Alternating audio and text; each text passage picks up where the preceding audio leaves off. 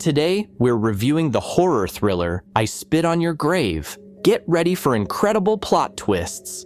The young writer Jennifer meets the old man Earl. The man hands her a map and the keys to a country house. She was specifically looking for a quiet, secluded place to start working on a new book.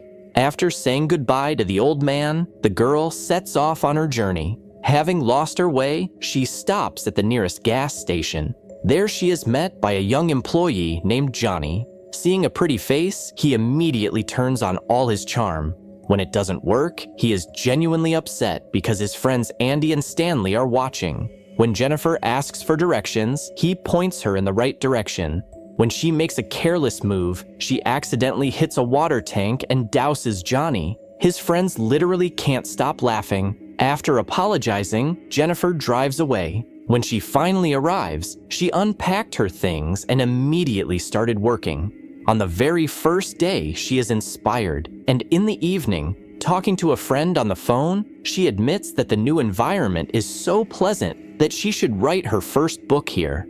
Their conversation is interrupted by a sound from the barn. The girl quickly says goodbye to her friend. The writer checks all her new possessions, making sure that no one is around. She returns to the house to continue her work. Jennifer starts the next morning by jogging through the woods. Her attention is drawn to an abandoned place with a pile of dusty tools. When she returns home, she finds an unpleasant surprise. The sewerage system is out of order, so dirty water flows from the tap, and the toilet stops working altogether. Trying to call a repair crew, she drops her phone into the water, and it stops working. A young man from the neighboring town, Matthew, comes to the writer's aid. He suffers from mental retardation, but he is still able to fix the plumbing. Seeing that everything is working, Jennifer kisses the boy on the cheek with joy, and he runs away in embarrassment without even taking payment or saying goodbye. Meanwhile, Johnny, Andy, and Stanley pass the time doing useless things on the lake. After a while, Matthew joins them. He proudly tells them about how the city girl kissed him. Stanley, in turn, shows the video he made last night. It shows a naked Jennifer cleaning her soiled shorts. It turns out that a young man was spying on her and filming everything. It was him she heard talking on the phone. His friends start making fun of Johnny, assuring him that a city girl would never like him and that she preferred Matthew. The guy immediately starts to get angry. He assures them that the girl will be his, if he just wants it. Meanwhile, Jennifer continues to work, and when the inspiration passes, she takes out a cigar. Relaxed, she doesn't notice how she falls asleep in the living room. When she wakes up in the middle of the night, she has an uneasy feeling and starts to close all the doors. At that moment, 4 boys appear in the house. While his friends mock the defenseless and frightened writer, Stanley films everything on camera.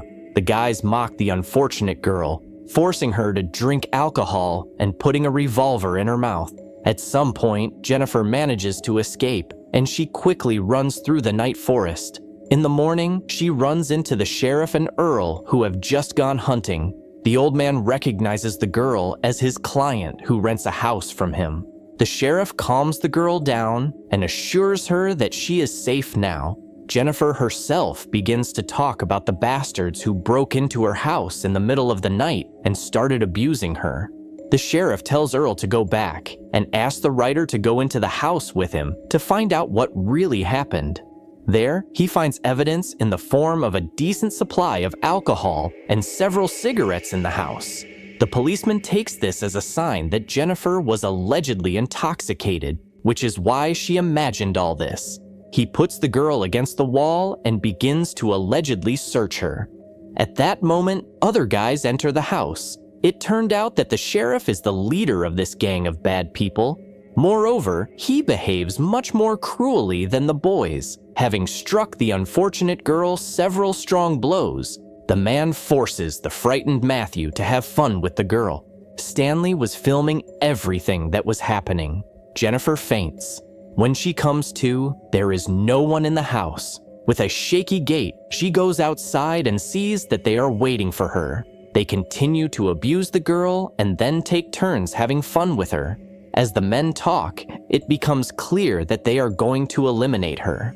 crushed and devastated, Jennifer slowly gets up from the ground and walks to the river. She silently approaches the bridge and, without making a sound, jumps into the muddy water. Deciding that the girl has drowned, the thieves start looking for the body.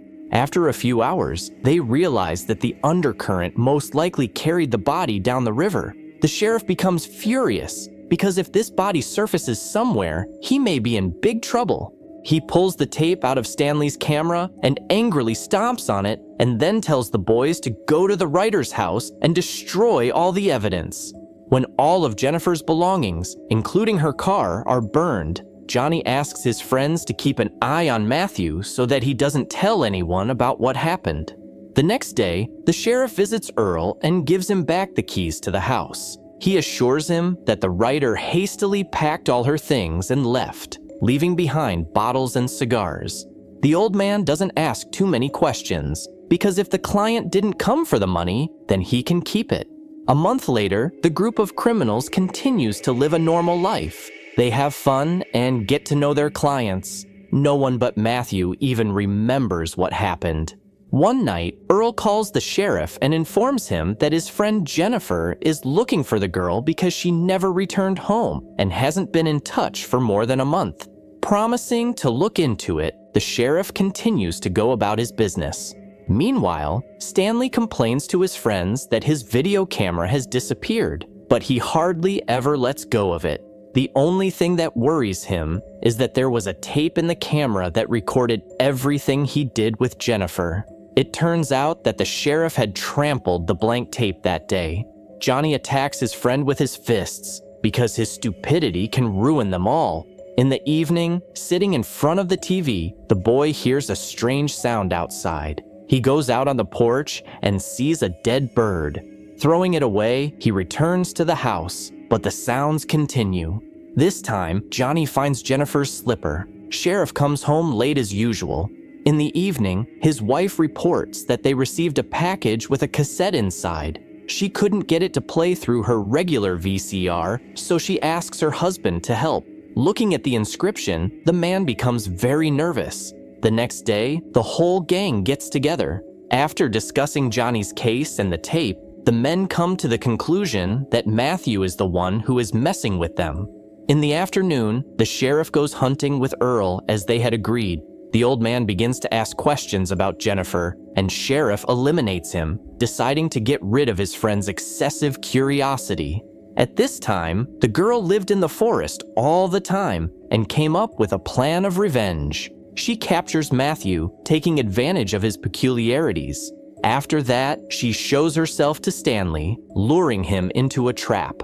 The boy begins to call for Andy's help. Jennifer waits for him and stuns him with a baseball bat. Stanley finds himself tied to a tree. At this time, the girl forces him to eat a dead rat, and then she does very unpleasant things to him with fish hooks. She leaves him in this position, filming everything that happens on a video camera.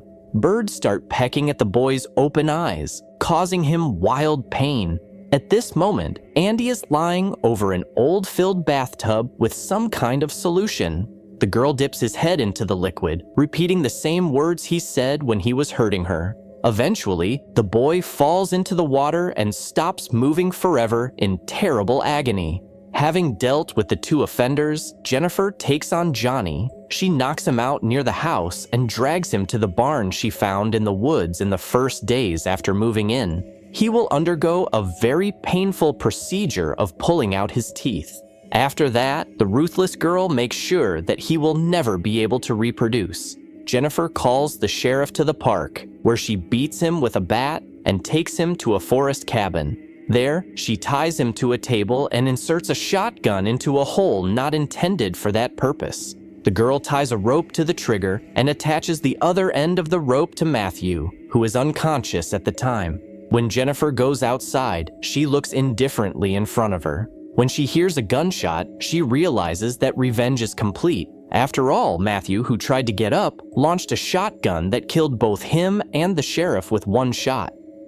Thank you for being with us. Subscribe to the channel, like us, and be sure to click on the bell to stay up to date with our new videos.